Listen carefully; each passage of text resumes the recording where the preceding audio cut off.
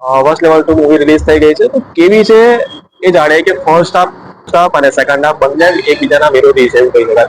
First હાફની અંદર તમારા ધબકારા વધી જશે. ફર્સ્ટ હાફની અંદર તમારા રૂવાડો ઉભા થઈ જશે. ફર્સ્ટ હાફની અંદર તમે તમારી આંખો ચકિત થઈ જશે. તમારા એન્ગેજિંગ રાખે છે તમને કે તમે એટલા મૂવી સાથે અટવાઈ ગયા હોવ એવું લાગે કે આ મૂવી યાર તમને શું કરી દેશે, આ લોકોની સાથે શું કરશે, આગળ શું કરી રહી છે, આ જે વ્યક્તિ છે તે આ સ્ટુડન્ટ સાથે શું કરી રહ્યો છે, કેમનો કરી રહ્યો છે, શું કરવા કરી રહ્યો છે, આટલું તડપાવી કેમ રહ્યો છે. કેમ કે તમે આ મૂવી સાથે એટલો એન્ગેજિંગ થઈ જશો કે તમે ત્યાં આગળ જે પણ થઈ રહ્યું છે કે તમારી ઉપર થઈ રહ્યું છે કે તમે એટલું એટેચમેન્ટ એની સાથે આપી દેશો તમારું, એ લેવલ સુધી આ મૂવી તમને જકડી રાખ્યું છે ફર્સ્ટ હાફની અંદર. તમને એટલી વિકૃતાઈ દેખાય છે પેલા વ્યક્તિની. છોકરીઓનું દર્દનાક મોત થઈ રહી છે. છોકરો દર્દનાક રીતે આખા શહેર ઉપર છવાઈ ગઈ છે. છોકરો એક ઝોમિયાની જેમ આખા શહેર પર છવાઈ રહી છે. જેને હોય એને મારી રહી છે. યાર કઈ સહી શકો એવું લાગશે કે યાર શું કરી રહી છે આ છોકરો. એટલા હદ સુધી આ મૂવી નું લેવલ ઊંચું થઈ રહ્યું છે. ફર્સ્ટ હાફની અંદર તમારા સ્ટોરી લાઈન પણ એટલી કેચી લાગશે કે પહેલી 2-4 મિનિટની અંદર તમને આ મૂવી પોતાની જકડી લેશે. પોતાના ગેટઅપની અંદર લઈ લેશે આ મૂવી. પોતાની અંદર આવરી લેશે આ મૂવી પહેલા જ 2 મિનિટની અંદર. અને એ પછી આ મૂવી એટલી વાહવાહી કરવા માંગુ છું કૃષ્ણ કે જેમણે કદાચ આ સ્ટોરી લાઈન વિચારી, આ પ્રકારનું સ્ટોરી લાઈન વિચારી, આ પ્રકારનું મૂવી વિચારી, કે એનું બેકગ્રાઉન્ડ પણ તમને એટલું જોરદાર લાગશે કે જે થઈ રહ્યું છે એ બધું જ તમને ટોપ લાગશે કે યાર શું વાત છે યાર.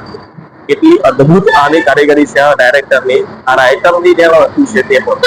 સેકન્ડ હાફ છે. સેકન્ડ હાફ તમને થોડું જે 5-10 મિનિટ સેકન્ડ હાફની અંદર જે ઇન્ટરવલ પછી જે 5-10 મિનિટ છે એ જવા દેશો તો પછી તમને થોડી આ મૂવીની અંદર ઢીલા પણ લાગશે. કાં તો પછી શું કહેવાય કે થોડું ઇમોશનલ વાળી પળો થોડી ઘણી આવતી દેખાશે આની અંદર.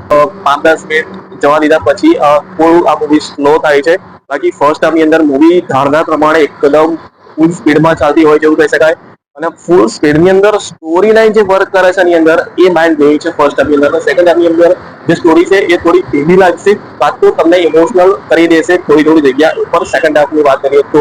અને જે ક્લાઇમેક્સ છે એ થોડો શોર્ટ રહી ગયો એવું લાગે છે. કેમ કે મૂવી છે 1 કલાક અને 41 મિનિટની એપ્રોક્સ, પણ આનો જે ક્લાઇમેક્સ છે બહુ જ નાનો યા શોર્ટ ફિલ્મ જે હોય ને એ પ્રકારનો આનો ક્લાઇમેક્સ છે. ક્યાંક ને ક્યાંક એવું લાગશે તમને કેમ કે બહુ જ નાનો આનો ક્લાઇમેક્સ છે તે બનાવ્યો છે આ લોકોએ. કાં તો આને થોડી વધારે મોટી કરવાની જરૂર હતી. આ ક્લાઇમેક્સ થોડો વધારે ચલવા દેવાનો જરૂર. બાકી ક્લાઇમેક્સ પણ સારો છે, આઉટ ઓફ ધ બોક્સ વાળો છે, સારું મગજ વાપરી છે એવું લાગે.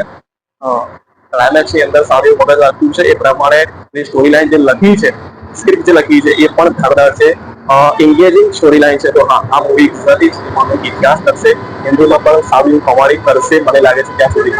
કેમ કે આ મૂવીની સ્ટોરી લાઈન અને કૃષ્ણાબેન ટેકનિકનું નોટ માય વર્ક કે કૃષ્ણાબેન ટેકનિકનું મારા પછી કદાચ નામ બહુ જ ઉઠી જશે. કેમ કે ગુજરાતીની અંદર ફર્સ્ટ નંબર ઉપર આમનું નામ લેવામાં આવશે આજની તારીખ પછી. કેમ કે આ પ્રકારની સ્ટોરી લાઈન, આ પ્રકારની લખાવટ જે છે, ડાયરેક્શન છે, ટોપ નોચ કર્યું છે. સારું એવું છે.